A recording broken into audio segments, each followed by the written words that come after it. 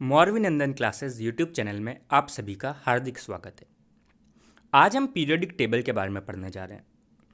पर periodic table के बारे में पढ़ने से पहले आप दो बातें अच्छे से सुन लीजिए।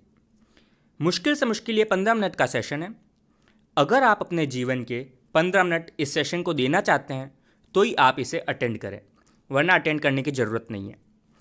अगर आप खुद से ये विश्वास नहीं रख सकते कि अगले 15 मिनट में आपके मम्मी पापा के अलावा और किसी के भी बोलने पर आप बीच में उठेंगे या इधर उधर कहीं जाएंगे, तो आपको ये सेशन अटेंड करने की ज़रूरत नहीं है। आप घर पे बैठे आराम से, पर जो शिद्दत से पढ़ना चाहता है वो इस क्लास को ज़रूर यूज़ लें, आपको बहुत फ़ायदा पहुँचेगा। चलो अपन पीरियोडिक टेबल के बारे में पढ़ते हैं। क्या ज़रूरत पड़ गई पीरियोडिक टेबल की? सबसे पहले तो ये पढ़ो पीरियोडिक टेबल क्या होती है। तो पीरियोडिक टेबल होती है कि जितने भी एलिमेंट्स नोन हैं, आज की तारीख में जितने भी एलिमेंट्स नोन हैं, उनको प्रॉपर्टीज़ के बेसिस पे इस तरह से एक टेबल के फॉर्म में लगाना कि उसकी स्टडी आसान हो सके। बहुत सामान्य सी बात देखते हैं। अपन सब जाते हैं, कहाँ पे जाते हैं? सुपरमार्केट में। तो सुपरमार्केट में हर चीज़ एक सिस्टमिक वे में पड़ी रहती है। कपड़ों के सेक्शन में आपको चिप्स नहीं मिलेगी, चिप्स के सेक्शन में आपको कुरकुरे मिल सकते हैं, क्योंकि ये लगभग एक ही चीज़ हो गई। पर चिप्स के सेक्शन में आपको साबुन सरफ नहीं मिलेगा। ठीक उसी तरह जो एल्कली मेटल का सेक्शन है, उसमें आपको कभी भी हेलोजन नहीं मिलेगी। इसी को बोलते हैं अपन पीरियोडिक टेबल, एक सिस्टमिक फॉर्म में अरेंज करना। किसी भी चीज़ को जानने से पहले उसकी हिस्ट्री जाननी बहुत ज़रूरी है। ये तो था पुराना ज़माना, जब आप हिस्ट्री जानते, थोड़ी पढ़ने में इंटरेस्ट जागता। पर आज का ज़माना तो यही कहता है कि हिस्ट्री भी जान लो, क्योंकि जिस तरह का पेपर बन रहा है कहीं से भी क्वेश्चन उठ के आ सकता है। पिछले 3 साल के नीट के पेपर में आप खुद ये जान चुके होंगे कि कितनी बेसिक चीज़ों पे क्वेश्चन बन के आता है। तो कोई भी ताज्जुब नहीं होगा अगर हिस्ट्री से क्वेश्चन बन के आए। कोई ज़माना होता था जब ऐसे क्वेश्चंस नहीं आते थे, पर आज के ज़माने में इस पे क्वेश्चन आने की बहुत ज़्यादा प्रोबेबिलिटी है। तो आप अच्छे से इसको देखिए। तो सबसे पहले आया था डोबर्नियर ट्राइड। डोबर्नियर ट्राइड रूल ये कहता है, ट्राइड से आप क्या समझते हो? ग्रुप ऑफ 3 एलिमेंट्स, 3 एलिमेंट का ग्रुप जिनकी सिमिलर केमिकल प्रॉपर्टीज़ हो। तो डोबर्नर साहब ने क्या किया था, 3 एलिमेंट को इस तरह से रखा था कि उनकी केमिकल प्रॉपर्टीज सिमिलर हो। उसके बाद उन्होंने ये ऑब्जर्व किया कि जो मिडल एलिमेंट है उसका एटॉमिक वेट फर्स्ट और थर्ड एलिमेंट के एटॉमिक वेट का एवरेज है। एग्जाम्पल के तौर पे कैल्शियम, स्ट्रोंशियम, बेरियम। कैल्शियम का एटॉमिक वेट था 40, बेरियम का एटॉमिक वेट था 137, 137। तो स्ट्रोंशियम का एटॉमिक वेट डोबर्नियर साहब के हिसाब से 40 और 137 का एवरेज हुआ। 40, 137 का एवरेज होता है 88.5। और आज की तारीख में मॉडर्न पीरियोडिक टेबल, मॉडर्न इतनी रिसर्च होने के बाद भी इसका अप्रॉक्सीमेट आया एटॉमिक वेट 87.6। सन 1817 में किसी चीज़ के इतना क्लोज हो जाना एक बहुत ही ताज्जुब की बात तो है ही, पर बहुत बड़ा अचीवमेंट की बात थी। अगर दूसरे एग्जाम्पल की बात करें, ये क्यों जान रहे हैं? क्योंकि एनटीए के द्वारा ये क्वेश्चन पुट अप हो सकता है कि which of the following is not an example of Dobereiner triads. तो आपको ये याद रखना पड़ेगा कि डोबर्नियर ट्रेड के क्या क्या एग्जाम्पल है। अब याद कैसे रखेंगे? बहुत कुछ याद रखना होता है। तो जिस चीज़ की ट्रिक मेरे को आती है या मैंने खुद ने बनाई है, कहीं से सुनी है, अपने टीचर से जानी है, वो ट्रिक्स तो मैं आपको बता दूंगा। इसके लिए मैंने ये चैनल बनाया है, ताकि मैं आप तक कुछ ऐसी चीज़ें पहुंचा सकूं जो मेरे को पता है और आपको भी पता पड़े तो अच्छी बात रहेगी। तो पहली ट्रिक थोड़ी कॉम्प्लिकेटेड हो सकती है, 2-3 बार बोलोगे तो आपको भी रिवाइज हो जाएगी। ट्रिक्स का मेन एम होता है एमसीक्यू सॉल्व हो जाना। हंसने की बात है, सब बातें हैं, पर ट्रिक्स का मेन एम होएगा आपका एमसीक्यू सॉल्व हो जाना। अगर आपको कोई भी कैसी भी ट्रिक से 4 नंबर का सीधा फ़ायदा हो रहा है तो उस ट्रिक को याद कर लो। तो इस ट्रिक की ऐसी है, लीना के कस्बा यानी गांव, छोटा गांव समझते हो ना। लीना के कस्बे में आई सीबीआई। क्या है? लीना के, ये पहला ट्रायड हो गया, लिथियम, सोडियम, पोटेशियम। दूसरा ट्रायड हुआ कस्बा, कैल्शियम, स्ट्रोंशियम, बेरियम। लीना के कस्बे में आई सीबीआई, CBI से क्या हो गया, क्लोरीन, ब्रोमीन, आयोडीन। 3 तो ट्रायड याद हो गए। लीना के कस्बे में आई CBI। अब आप जानते हो CBI आने के बाद क्या होता है, CBI के छापे पड़ते हैं। तो कोई सस्ते लोगों के घर पे छापे पड़े क्या आज तक? नहीं, सब रईसों के घर पे ही छापे पड़ते ना। तो लीना के कस्बे में आई CBI। फिर उनको क्या पता पड़ा, फिर कोई नहीं, सस्ते। फिर आयरन, कोबाल्ट नहीं, निकल, फिर कोई नहीं, सस्ते, सल्फर, सेलेनियम, टेक्नीशियम। ठीक है, तो ये ट्रैक क्या ट्रिक थी, लीना के कस्बे में आई CBI, फिर कोई नहीं, सस्ते। याद हो जाएगी, आपसे MCQ सीधा सॉल्व हो जाएगा। कैल्शियम, स्ट्रोंशियम, बेरियम आया, आपको याद आएगा कस्बा, MCQ सॉल्व होएगा। इतना ही अपना एम है, इससे बड़ा अपना एम नहीं है। सॉल्व हुआ, 4 नंबर मुट्ठी में। अगला देखो, 1817 में तो आए थे डॉबर्नियर साहब।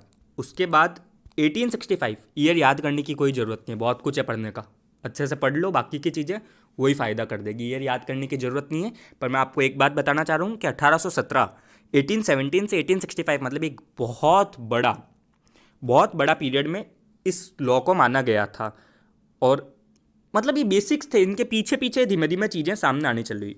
तो न्यूलैंड्स ऑक्टेव रूल, ऑक्टेव यानी 8, तो उन्होंने बड़े हैं ऑब्वियसली।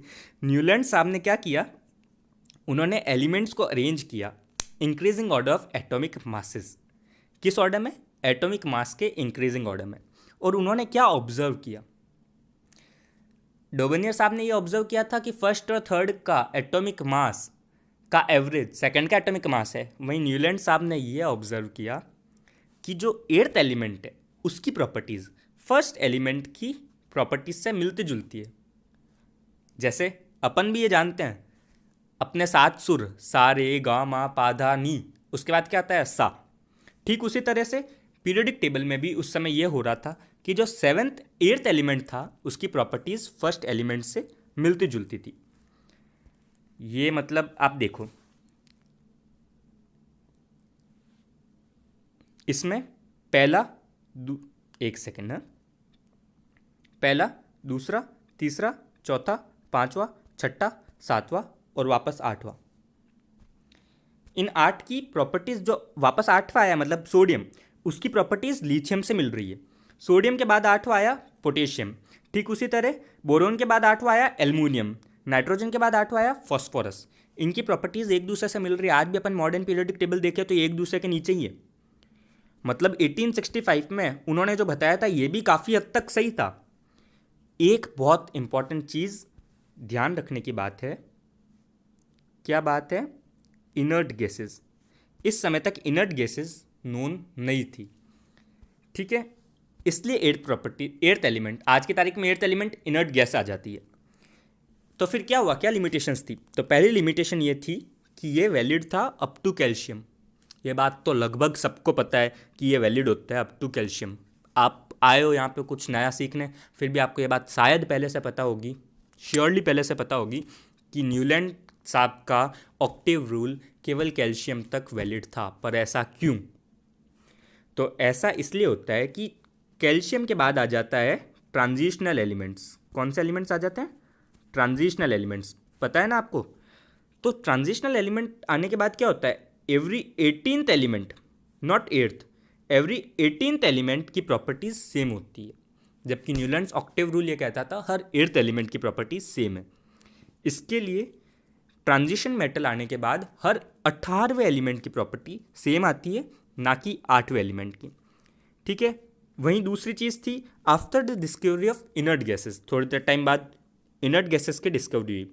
उसके बाद क्या होता था, इनर्ट गैस डिस्कवरी होने के बाद लिथियम के बाद 8वां एलिमेंट इनर्ट गैस आ जाती थी।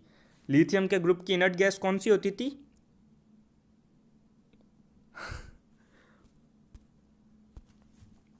कौन सी होती थी?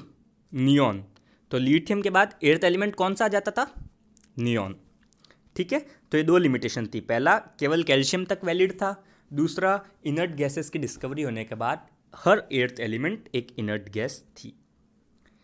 तीसरा जो आता है अपना, इसी हिस्ट्री में आप धीमे धीमे अपन मॉडर्न पीरियोडिक टेबल के पास आते जा रहे हैं, पर तीसरा कंट्रीब्यूशन था लोथर मेयर का। लोथर मेयर साहब ने एक कर्व बनाया था 1869, इसी में 1865 में हुआ था, उसके ठीक 4 साल बाद 1869 उन्होंने एक कर्व बनाया था किस किस के बीच, एटॉमिक वेट और एटॉमिक वॉल्यूम के बीच में। अलग अलग एलिमेंट्स के एटॉमिक वेट और एटॉमिक वॉल्यूम को उन्होंने उनके बीच में एक कर्व बनाया था। इम्पॉर्टेंट क्वेश्चन है, जो लोथर मेयर कर्व था ये किस किस चीज़ों के बीच बना, एक सेकंड, जो लोथर मेयर कर्व है ये किस किस चीज़ों के बीच बना, तो he plotted a curve between atomic weight and atomic volume of different elements. एक बार खुद बोलो, he plotted the curve between atomic weight and atomic volume of different elements. उन्होंने क्या ऑब्जर्व किया, ज़्यादा इलेक्ट्रोपॉजिटिव एलिमेंट्स यानी एल्कली मेटल्स, सबसे ज़्यादा इलेक्ट्रोपॉजिटिव कौन होते हैं, एल्कली मेटल। इतना तो हमको बेसिक पता होना चाहिए कि सोडियम, पोटेशियम, लिथियम जो है, लिथियम, सोडियम, पोटेशियम, ये most electropositive elements of the periods होते हैं, जबकि लीस्ट इलेक्ट्रोपॉजिटिव एलिमेंट्स जैसे जैसे अपन पीरियड में आगे जाते हैं तो इलेक्ट्रोपॉजिटिविटी कम हो रही होती है। तो लोथर मेयर साहब ने ये ऑब्जर्व किया था कि जब वो कर्व पे एलिमेंट्स को रख रहे हैं, मतलब किसी एलिमेंट को उन्होंने कहीं रखा, किसी एलिमेंट को उन्होंने कहीं रखा, ये एग्जैक्ट लोथर मेयर कर्व नहीं है, आपके समझने के लिए बनाया गया है ये कर्व। पर आप इससे समझ सकते हैं कि जब उन्होंने एलिमेंट को रखा तो उन्होंने ये पाया कि जो मोस्ट इलेक्ट्रोपॉजिटिव एलिमेंट्स हैं, जैसे कि लिथियम, सोडियम, पोटेशियम, रुबिडियम, आगे एक सीजियम का भी आ जाएगा, ऐसे ही कर्व ऊपर बना दो, और ये टॉप मोस्ट पोजीशन, ये देखो, ये लिथियम की पोजीशन, ये सोडियम की पोजीशन, ये पोटेशियम की पोजीशन, ये रुबिडियम की पोजीशन, ये कर्व के टॉप मोस्ट पोजीशन पे।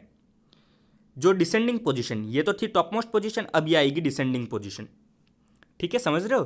तो डिसेंडिंग पोजीशन पे थोड़े कम इलेक्ट्रोपॉजिटिव एलिमेंट कौन सा होते हैं, एल्कली अर्थ मेटल यानी ग्रुप 2। कौन सा होता है, बेरिलियम, एल्यूमिनियम, नहीं एल्यूमिनियम आ गया ग्रुप 3 में, ग्रुप 2 आ गया beryllium, magnesium, calcium, strontium, barium. तो ये डिसेंडिंग पोजीशन। फिर आता है बॉटम मोस्ट पोजीशन, जो एकदम बॉटम है ग्रुप का, मतलब कर्व का, इस पे आते हैं अपने मेटेलॉइड्स। क्या आते हैं इसमें, मेटेलॉइड्स एंड ट्रांजिशनल मेटल्स, वो ऑक्यूपाई करते हैं बॉटम पोजीशन। इन चीज़ों को बाय हार्ट आप याद करो, उसके बाद में एक बहुत सरल बात से आपको समझाऊंगा, पर फिर भी आप थोड़ा अच्छे से याद करो, क्योंकि ये भी क्वेश्चन पुटअप हो सकता है कि लोथर मेयर कर्व के डिसेंडिंग पोजीशन पे कौन से एलिमेंट्स थे। ऑप्शन आ जाएंगे आपके पास, alkali metals, alkali earth metals, transitional metal या हेलोजन। तो अपन को डिसेंडिंग पोजीशन पे कौन है, एल्कली अर्थ मेटल। क्वेश्चन कुछ भी आ सकता है, ये एनटीए का ज़माना है, आप किसी के भी भरोसे नहीं रह सकते, ना तो आप इंपॉर्टेंट चीज़ों के भरोसे रह सकते हो, आप हर चीज़ करो, बाय हार्ट करो, आपका सिलेक्शन ज़रूर होएगा। मैं भी भगवान से दुआ करूँगा कि सिलेक्शन ज़रूर है, ठीक है। उसके बाद आता है जो असेंडिंग पोजीशन आती है, उस पर आते हैं अपने हेलोजन्स, जैसे यहाँ पे फ्लोरीन, क्लोरीन, ब्रोमीन, ये तो डिसेंडिंग पोजीशन थी। आप कैल्शियम के साथ कंफ्यूज मत हो जाना, कैल्शियम देखो नीचे की तरफ आ रहा है कर्व, जबकि ब्रोमीन में कर्व ऊपर की तरफ जा रहा है, समझ रहे हो ना। तो इसको आप कैसे समझोगे, कैसे याद करोगे, तो एक बहुत सिंपल सी बात, इसको भी दिमाग में रहो। पीरियोडिक टेबल में सबसे पहले कौन आता है, पीरियोडिक टेबल में सबसे पहले आता है ग्रुप 1। ग्रुप 1 में एलिमेंट्स कौन से होते हैं, एल्कली मेटल। तो अब जो सबसे पहले आता है वो सबसे आगे बैठेगा क्लास में, ऐसा तो होता है ना, आप सबसे पहले जाके क्लास में सबसे आगे बैठोगे, तो जो सबसे पहले आएगा वो peak position, top most position लेगा, ठीक है। उसके बाद जो आएगा वो थोड़ा पीछे बैठेगा, डिसेंडिंग पोजीशन। उसके बाद जो आएगा, कौन आएगा उसके बाद, ट्रांजिशनल मेटल्स, वो थोड़ा और पीछे बैठेंगे, ठीक है, तो वो बॉटम मोस्ट पोजीशन हो गई। और उसके बाद जो आएगा हेलोजन्स, वो और पीछे बैठेंगे, पर इस कर्व में जो और पीछे वाली चीज़ है वो तो ऊपर जा रही है ना। आप इस कर्व को समझे, अच्छे से समझो, ये सबसे पहले आया वो बैठ गया, अब जो थोड़ा बाद आया वो बैठा, अब जो उसके बाद आया वो बैठा, और अब जो सबसे बाद में आया वो बैठा। तो ये असेंडिंग पोजीशन सबसे बाद आ गया। ये सबसे पहला था लिथियम, अगर इधर लिथियम देखे इधर सोडियम देखे तो ये सबसे पहला था, उसके बाद ये सेकंड नंबर, ये थर्ड नंबर, और ये फोर्थ नंबर। समझ रहे हो, ज़्यादा ना तो मेरे पास टाइम है, ना मेरे पास ज़्यादा रिसोर्सेज है, इसलिए मैं बहुत ही सिंपल तरह से आपको समझाने की कोशिश कर रहा हूँ। एक बहुत सामान्य सा ऐप है, इस ऐप का नाम मैं आपको बता देता हूँ, शायद मेरे को ऐप का नाम भी नहीं पता, एक्स रिकॉर्डर। ठीक है, आप समझिए, बहुत कुछ समझा सकता हूँ मैं आपको और बहुत कुछ समझाऊंगा भी, आप बस समझो ना। मैं आपको ये कह रहा हूँ, लाइक करो, शेयर करो, सब्सक्राइब करो, कुछ मत करो, आप तो पढ़ाई करो अपनी, खुद पढ़ाई करो, अपने माता पिता का नाम रोशन करो, उनको परेशान मत करो, बस खुद पढ़ाई करो, यही सबसे बेस्ट है। ठीक है, तो ये तो था अपना, क्या था, लोथरमेयर कर्व। तो लोथरमेयर कर्व से ऑब्जर्वेशन क्या आई, बहुत इंपॉर्टेंट ऑब्जर्वेशन है, गांठ बांध लो, क्योंकि अगला जो पीरियोडिक लॉ है, एक बहुत इंपॉर्टेंट पीरियोडिक लॉ है, वो इसी के ऑब्जर्वेशन से है। तो लोथरमेयर ऑब्जर्वेशन से लोथरमेयर साहब को ये पता पड़ा कि फिजिकल प्रॉपर्टीज ऑफ एलिमेंट्स, जो भी एलिमेंट्स है उसकी फिजिकल प्रॉपर्टीज है, वो पीरियोडिक फंक्शन है उसके एटॉमिक मासेस का। क्या है, physical properties of elements are periodic function of their atomic weight. Atomic mass, atomic weight एक ही चीज़ है। ठीक है, अब आप कहोगे साहब ये तो सुना सुना चीज़ है। क्या सुनी सुनी चीज़ है, अगला वही आएगा, मेंडेलीव का पीरियोडिक लॉ। ठीक है, तो ऐसा बहुत सारी जगह होता है, आपको ये भी पता पड़ेगा, ये भी 1869 में था, ये भी 1869 में था।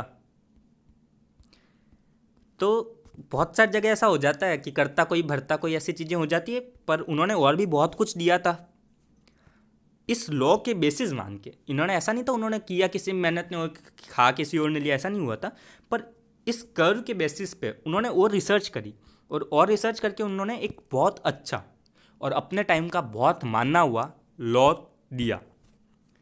क्या लॉ था, मैं वापस बोल रहा हूँ, करा कोई कर भरा कोई वाला नहीं था, उन्होंने खूब ऊपर मेहनत करी है। ठीक है, ऐसे कमेंट सेक्शन में ये मत भर देना क्या बोल दिया, बड़े साइंटिस्ट थे, मैं खुद मानता हूँ मेंडलीव साहब ने अपने टाइम का एक बहुत इंपॉर्टेंट लॉ दिया है। आज की भी जो पीरियोडिक टेबल्स हैं उसमें भी अगर वो लॉ नहीं आते तो आज की पीरियोडिक टेबल तक भी नहीं पहुंचते। शुरुआत तो डोबर्नियर साहब कर चुके थे, ठीक है, शुरुआत तो डोबर्नियर साहब भी कर चुके थे, लेकिन यहाँ से शुरू हो के धीमे धीमे आज अपने मोज़लेस की एटॉमिक टेबल आई है, तो उसमें एक बहुत बड़ा योगदान मेंडेलीव पीरियोडिक टेबल पर, मेंडेलीव पीरियोडिक टेबल का था। जो मेंडेलीव का पीरियोडिक लॉ है वो था physical and chemical properties of elements are periodic function of their atomic weight. Question आ सकता है, सिंपल सी बात, physical and chemical properties of elements are periodic function of dash dash dash, atomic weight, atomic volume, atomic number, या none of the above. अब question कुछ भी बन सकता है आज के ज़माने में, सब कुछ को आप दिमाग में रखो। ठीक है, तो इसका आंसर है मेंडलीव का पीरियोडिक लॉ है एटॉमिक वेट के बेसिस पे। और ये बात किसने बताई थी, ये बात बताई थी लोथरमेयर साहब ने, लोथरमेयर कर्व के बेसिस पे उन्होंने यही बात बताई थी। आज भी अगर आप गूगल करके देखोगे तो बहुत सारी जगह आपको मिल जाएगा, on the basis of Lothar Meyer curve proposed by Lothar Meyer साहब that physical properties of elements are periodic function of atomic weight. ठीक है, कैरेक्टरिस्टिक्स क्या क्या थी मेंडलीव पीरियोडिक टेबल की। तो सबसे पहले तो हर कैरेक्टरिस्टिक अपने आप में एक क्वेश्चन है। ठीक है, हर कैरेक्टरिस्टिक अपने आप में एक क्वेश्चन है। पीरियोडिक टेबल एक बहुत इजी चैप्टर है, और जितना इजी चैप्टर होएगा उतना बेसिक सवाल आ जाएगा। इस बार भी नीट में कैसा कोई सवाल आया था, अनिल अन्यम, अनिल ट्राइट्रियम, अनिल क्वाड्रियम, ऐसे में कुछ था, और उसके सारे एलिमेंट्स के नाम दिए हुए थे आगे, और 100 के बाद के एलिमेंट के नाम कोई याद नहीं रखता। ठीक है, क्यों याद नहीं रखता, क्योंकि सोचते हैं कहाँ आएगा ऐसी चीज़ें, पर ऐसा कुछ भी आ सकता है। ठीक है, तो on the basis of atomic wait, किस चीज़ पे बेसिस था, मेंडलीव पीरियोडिक टेबल बेस्ड थी एटॉमिक वेट पे। कितने एलिमेंट्स नोन थे उस समय, तो 63 एलिमेंट्स उस समय नोन थे। नोबल गैसेज उस समय तक डिस्कवर नहीं हुई थी। कितने पीरियड्स थे, तो 12 पीरियड्स थे, हॉरिजॉन्टल 12 पीरियड्स थे, वहीं 8 वर्टिकल कॉलम्स थे जिनको ग्रुप बोला जाता था। फर्स्ट से 7th वर्टिकल, मतलब यहाँ पे मैं गलत लिख चुका था इसलिए मैंने ब्रैकेट में लिखा, इनको रोमन में लिखते थे उस समय, तो फर्स्ट आज भी इनको रोमन में ही लिखा जाता है। मेंडलीव पीरियोडिक टेबल में रोमन में ही लिखा जाता है ग्रुप्स के नाम।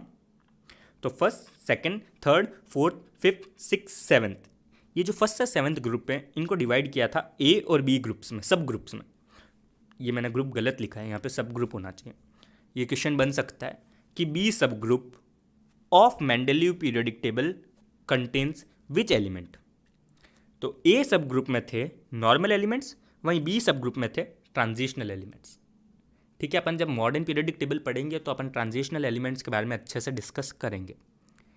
आई रिपीट, अपन जब अच्छे से मॉडर्न पीरियोडिक टेबल पढ़ेंगे तो अपन ट्रांजिशनल एलिमेंट्स के बारे में अच्छे से डिस्कस करेंगे।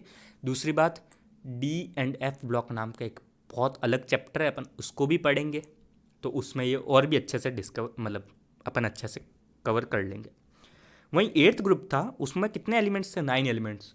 इंपॉर्टेंट क्वेश्चन है, eighth group of Mendeleev periodic table contains how many element? 9 elements. 3 रो में 9 एलिमेंट थे। ठीक है, एक बार गूगल करके, इतना तो टाइम मिलता है दिन में, एक बार गूगल करके मेंडलीव पीरियोडिक टेबल अपनी नज़रों के सामने से डाल देना। एक बार आपके दिमाग में चल जाएगी, फिट हो जाएगी। हमारे भी दिमाग में फिट है, हमने भी कोई 10 बार नहीं पढ़ी, एक बार पढ़ी, एक बार टीचर ने पढ़ाई, बस हो जाती है फिट। आप भी खुद देखोगे इसको, एक बार वीडियो देख लो, एक बार खुद पढ़ लेना। इसी को नोट्स अगर आप ऐसे खींच के पढ़ लेना, वरना मैं कोशिश करूँगा, आज तो मेरा पहला दिन है तो मेरे को कुछ नहीं पता मैं कैसे डालूँगा, क्या करूँगा। अगर धीमे धीमे कुछ प्रैक्टिकली पॉसिबल होता है, वीडियो बनाना भी पहली बात, और कुछ आगे कुछ टेलीग्राम चैनल जैसा बनाने का, तो मैं नोट्स को उसमें डाल दूँगा। ठीक है, मेरिट्स की बात करें मेंडलीव पीरियोडिक टेबल, मैंने बोला अपने ज़माने के सबसे फेमस, तो अच्छी मेरिट्स होंगे। सबसे पहले तो स्टडी ऑफ एलिमेंट सबसे आसान हो गया था इससे, क्योंकि इससे पहले अपन ने ऐसी कोई पीरियोडिक टेबल नहीं देखी थी, टेबल जैसी पीरियोडिक टेबल नहीं देखी थी। लोथरमेयर साहब के कर्व आए थे, न्यूलैंड साहब के ऑक्टेव थे, पर कैल्शियम तक ही वैलिड थे, अफसोसजनक बात थी। उसके पहले डोबर्नियर साहब के ट्राइड्स आए थे, बट वो भी कोई पीरियोडिक टेबल नहीं थी, 3 ग्रुप के ट्राइड्स थे। न्यूलैंड साहब के ऑक्टेव भी 8 ग्रुप के ही थे। ठीक है, तो सबसे पहले एक सिस्टमिक टेबल जैसी टेबल कौन सी आई थी? मेंडलीव साहब की पीरियोडिक टेबल।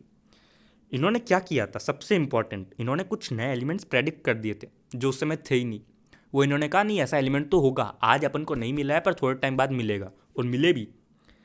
इंपॉर्टेंट क्वेश्चन, बहुत इंपॉर्टेंट क्वेश्चन, याद कर लो, रट लो, कुछ भी कर लो, बस इसको याद कर लेना। कौन कौन से एलिमेंट थे? Scandium, germanium, gallium, technetium. ठीक है, और उन्होंने उस समय, जब उनको पता ही नहीं था स्कैंडियम जैसी कोई चीज़ होगी, स्कैंडियम तो डिस्कवर होने के बाद, अब डिस्कवर होने के बाद ही उसका एलिमेंट का नाम रखा होगा ना, तो उन्होंने अपने ज़माने में नाम रख दिया। क्या नाम रखा उन्होंने? एक्का बोरोन। अब एक्का बोरोन उन्होंने नाम रखा। ठीक है, 1 सेकंड मैं वीडियो को पॉज कर रहा हूँ, क्योंकि मैं कुछ यूट्यूब पे गूगल पे देखता हूँ, कोई अगर छोटी सी ट्रिक बन जाए आराम से तो मैं बनाता हूँ, उसके बाद आपको ये वीडियो वापस कंटिन्यू करता हूँ। 1 सेकंड वेट, पॉज। चलो शुरू करते हैं। पर शुरू करने के साथ मैं आपको एक बात बोल देता हूँ, अगर पॉसिबल हो सके तो साथ में अगर आपके पास कोई पीरियोडिक टेबल पड़ी है तो उस पीरियोडिक टेबल को कर लो, वरना गूगल पे देख लो। इस बात को सुनते सुनते आप गूगल पे अगर पीरियोडिक टेबल देखोगे तो अच्छा रहेगा।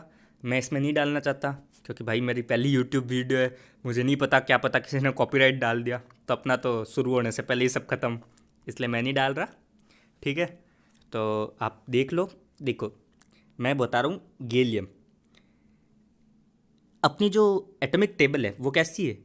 Boron, aluminium, gallium, indium. ठीक है, तो एल्युमिनियम के जस्ट नीचे आता है गैलियम, एल्युमिनियम के जस्ट नीचे आता है गैलियम।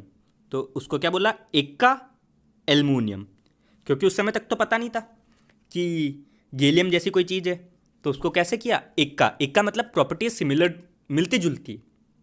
एल्युमिनियम से मिलती जुलती कोई प्रॉपर्टी का एलिमेंट अभी तक डिस्कवर नहीं हुआ है, पर वो डिस्कवर होएगा। मेंडलीव साहब बोल चुके थे, भविष्यवाणी कर चुके थे वो अपने ज़माने में। ठीक है, आज के ज़माने में भविष्यवाणी कोई और करता है, पर उस ज़माने में उन्होंने भविष्यवाणी कर दी थी। उस एक ऐसा भी ज़माना था जब साइंटिस्ट अच्छी भविष्यवाणी करते थे। आज भी करते होंगे, मैंने कभी ध्यान नहीं दिया कौन से साइंटिस्ट ने कौन सी भविष्यवाणी की, पर फिर भी एक का एल्यूमिनियम।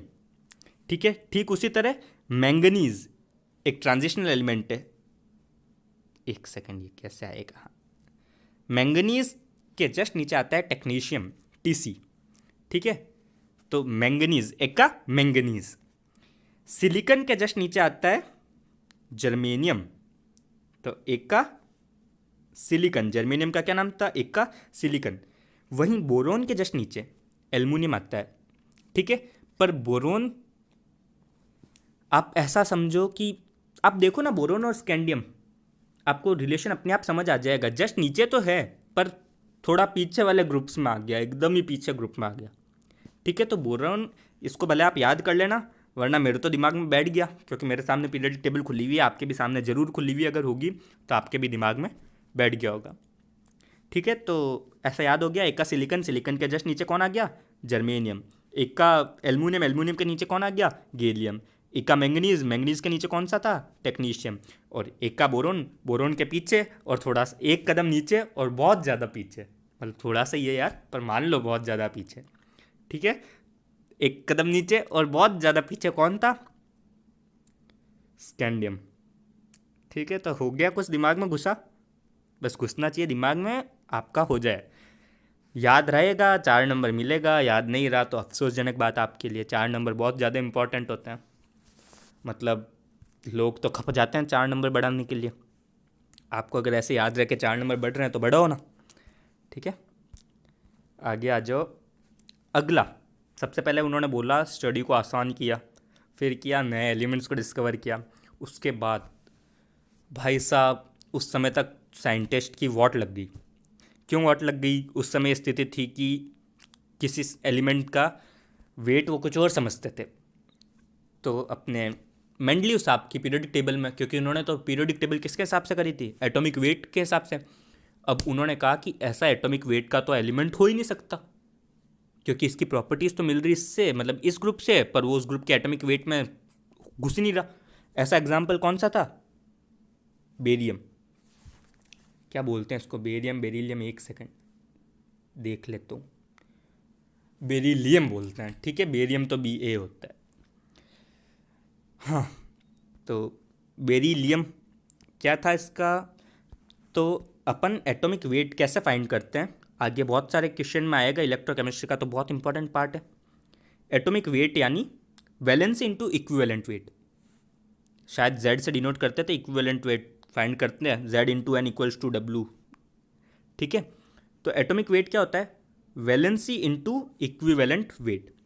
तो इनिशियली क्या था, बेरिलियम की इक्विवेलेंट वेट अपन ने 4.5, ये तो 4.5 इक्विवेलेंट वेट तो अच्छे से मेजर कर लिया था।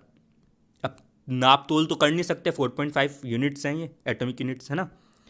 वहीं वैलेंसी उसकी मानते थे उस समय तक बेरिलियम को ट्राईवेलेंट, ठीक है। तो एटॉमिक वेट क्या है, 4.5 इंटू 3 यानी 13.5। पर अब तो 13.5 के वहाँ पे कोई बेरिलियम जैसे एलिमेंट की स्पेस ही नहीं थी। तो उन्होंने कुछ करेक्शन किया, उन्होंने कहा कि ये ट्राईवेलेंट नहीं होके डाईवेलेंट है, ठीक है।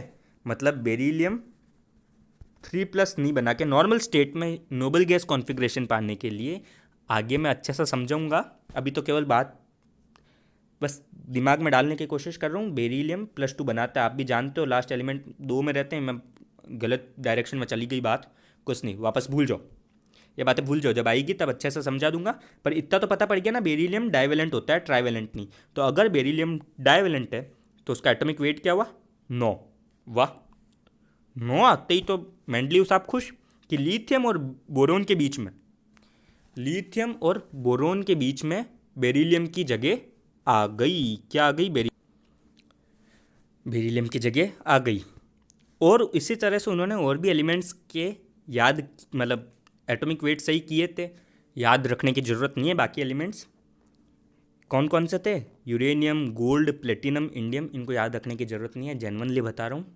जो जो चीज़ें याद रखने की है वो मैं शुरुआत में बता चुका हूँ टेबल में, बस थोड़ा सा दिमाग में रखना। ये भी उनका एक था, अगर ये क्वेश्चन आ जाए कि इसमें से कौन सा इनका मेंडलीव पीरियोडिक टेबल का मेरिट्स में नहीं आता, तो ये मत कह देना कि डाउटफुल एटॉमिक मास हमने कभी पढ़ा ही नहीं इसलिए नहीं आता होगा।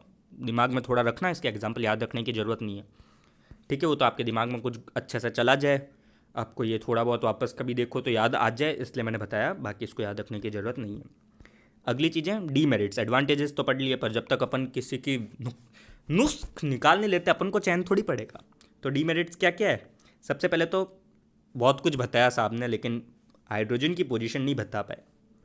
हाइड्रोजन की पोजीशन क्यों नहीं बता पाए, हाइड्रोजन चैप्टर में भी पढ़ेंगे, अभी थोड़ी सी बेसिक बता देता हूँ कि हाइड्रोजन ग्रुप 1 और मतलब ग्रुप 1 यानी एल्कली मेटल्स और ग्रुप 17 यानी हेलोजन दोनों से मिलता जुलता है।